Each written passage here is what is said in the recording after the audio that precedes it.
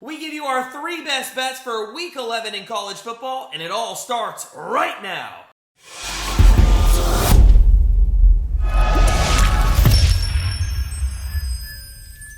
Hey guys, it's Matt from GrandstandBettors.com, and we are back with our weekly college football plays here for week number 11. We're going to get into those picks and predictions in just a moment, but first, make sure you go ahead and hit that subscribe button for all our free plays each and every week throughout the season. And while you're at it, smash that like button if you are ready for some more top 25 matchups in college football. I know I am. So without further ado, let's dive in and start things off at 2 teams we really haven't looked at this season, UCF and Tulane. Tulane, 1.5 point favorites here at the moment, and the over-under set at 54.5.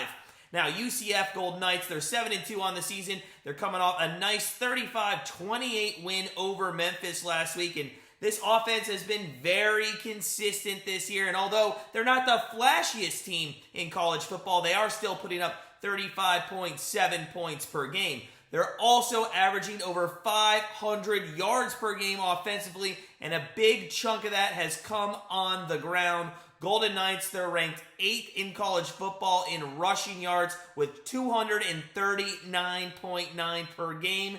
This production has come from a combination of quarterback Plumlee's ability to run the football and that 2-pronged rushing attack behind R.J. Harvey and Isaiah Bowser. Now, all 3 of these guys have over 500 rushing yards on the season, and together they're averaging 5.4 yards per carry and have accounted for 22 touchdowns on the season. Now, like most teams who have a good lethal rushing attack, the Golden Knights have struggled to throw the football consistently and only average about 261 passing yards per game. Plumlee has only thrown the ball for 1,800 yards and 11 touchdowns with 6 interceptions on the season. On the other side of the ball, UCF has a solid defense, one that's only given up 18.8 points per game. They are giving up 121 rushing yards per game, and in the last 3 games, their secondary has conceded nearly 900 passing yards. As of late, they have not been good, so something to watch here as they will face off against a good Tulane team. And speaking of Tulane, the Green Wave, they're coming off a nice win beating Tulsa 27-13 last week. They're now 8-1 on the season, and just like UCF, their offense has not put up insane numbers this season, but they have just been very consistent. They're led by junior quarterback Michael Pitt, who has 1,800 passing yards, 14 touchdowns, and only 4 interceptions this year. He can also tuck the ball and extend plays with his legs, but not at the same extent that Plumlee can. The majority of their rushing attack has come through the hands of Spears, who has 750 rushing yards on the year and 10 touchdowns. As we mentioned earlier, though, UCF's secondary is also vulnerable, and Tulane has 6 very dependable wideouts who all have over 20 receptions this season that Pitt can rely on.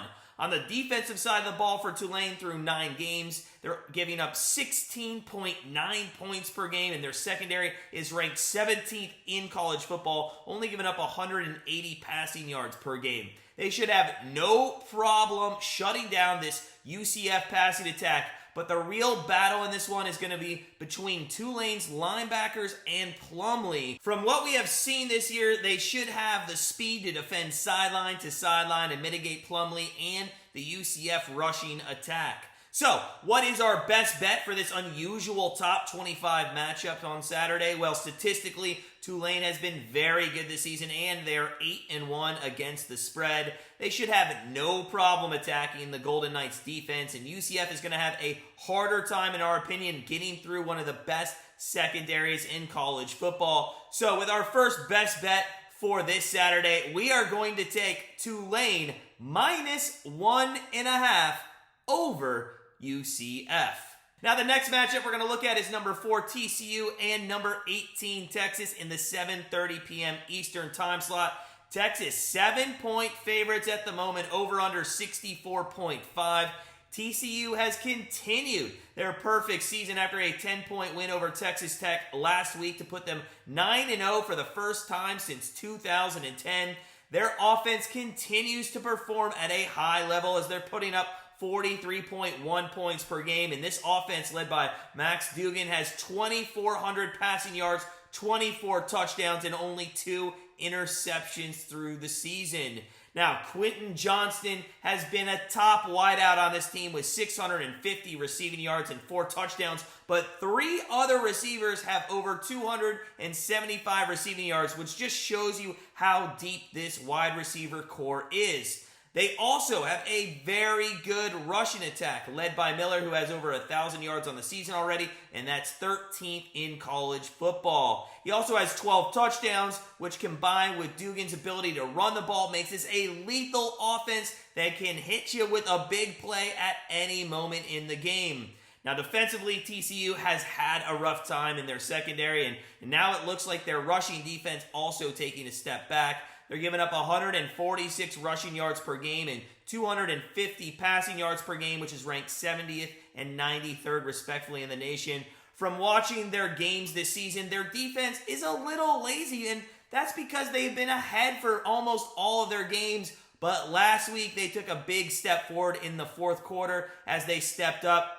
With their team down 17-13 at the end of the third, they forced back-to-back turnover on downs and forced a turnover to essentially win that game. So a nice little maybe turn of the corner with their defense here as we move into Week 11 of college football. Now, on the other side of the football field, the Texas Longhorns, they have had a very interesting year so far. They're 6-3 on the season, and at times they have looked like a top 10 football team, like when they lost to Alabama by 1 or beat Oklahoma by 49, but also at the same time, they've looked like an average football team in their losses to Texas Tech and Oklahoma State earlier in the season. Now, a big factor for this was definitely the injury to Quinn Ewers early in the season, but with him back in the offense now for a few weeks, their offense has been much more consistent. In fact, with the exception of their game against Alabama, where they only put up 19 points, they've only scored less than 34 points one other time this season. This team can score, and the most common way to do so for them is with running back Robinson. He's got 1,100 rushing yards on the season with 12 touchdowns, in addition to 19 receptions for 300 yards. Now, they still have a solid passing attack, which is averaging 254 yards per game, and they have some good wide receivers with Worthy and Sanders. Defensively, though, for the Texas Longhorns, they have played very similar to TCU on that side of the football, giving up 21 points per game and nearly 400 yards per game. So, what is our best bet in this huge Big 12 matchup on Saturday? Well, both of these offenses like to move the football down the field very quickly, and as we mentioned, they can put up a lot of points quick. The books are giving TCU at the moment a touchdown, and yes, this is a home game for the Longhorns, but with the ability of TCU to put up points at will and their defense maybe making some strides as the season goes on, a whole touchdown, in our opinion, is too much to give TCU. So with our second best bet for Week 11 in college football, we're going to take TCU +7 over Texas. Now, before we head into our third and final free pick of Week 11 in college football, if you are looking for the plays that we actually bet each and every week, head on over to grandstandbettors.com, become part of our family, and start living that grandstand life. The link's below in the description, and we look forward to you joining our community real soon. But as we mentioned, we do have one more free pick here in Week 11, and that is between the number 15 North Carolina Tar Heels and the Wake Forest Demon Deacons in the 7:30 p.m. Eastern time slot. Wake Forest, 4.5-point favorites here, and a high over-under set at 77.5. There's reason for that. The North Carolina Tar Heels, they've climbed to 15th in the country after their 8th win over Virginia last week. And honestly, the only reason that they have 8 wins is because of their dynamic offense. They're putting up 41 points per game and nearly 500 yards per game. The majority of that coming from the passing attack, led by Drake May, who has almost 3,000 passing yards and 31 touchdowns, which is ranked 5th and 1st in the country.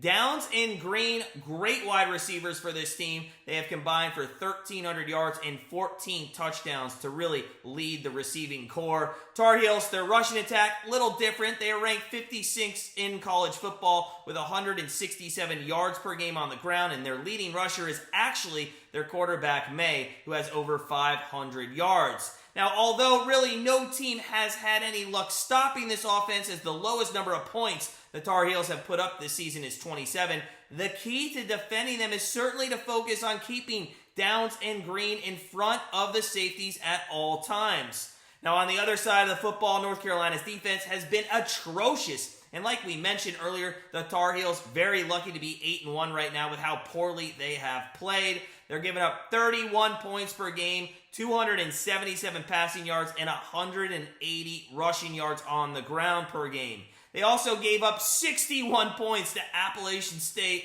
and that 2-point victory that I think went into overtime. If this defense was half as good as their offense, it could easily be a top 10 team.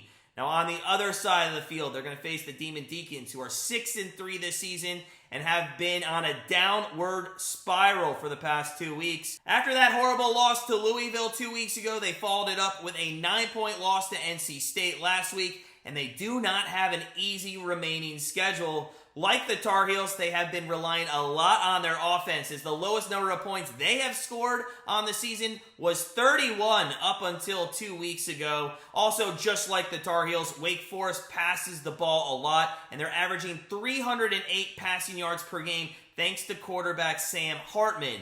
Now, he does not rank too far behind Drake May, as he's 22nd in passing and 9th in touchdowns among quarterbacks this season. With 4 wide receivers who have over 400 receiving yards, look again this week for Wake Forest to be very heavy on the passing game. So add in a great ground game and you have an unstoppable offense, right? Well, if they had one, that would be great. But Wake Forest only has 1,100 rushing yards total this season. They only average 3.2 yards per carry. Their leading rusher only has 4 rushing touchdowns this season, and teams with good secondaries have shut them down pretty easily this season. Luckily for them, North Carolina does not have a good secondary, so it should not be a problem for them if their rushing offense cannot get rolling. So, what is our best bet in this ACC matchup on Saturday? Well, defensively, Wake Forest has performed much better than the Tar Heels this season. And although Wake Forest has struggled offensively the past couple of weeks, North Carolina's secondary is atrocious, as we mentioned. We've seen what the Demon Deacons offense has been able to do against bad secondaries. We think they get back on track in this game. So with our final best bet of Week 11 in college football, we're going to take Wake Forest minus 4.5 points over North Carolina. Well, that does it for us here at Grandstand Bettors. As always, sit back, relax, enjoy Week 11 of college football, and we will see you back here, same time, same place, next week.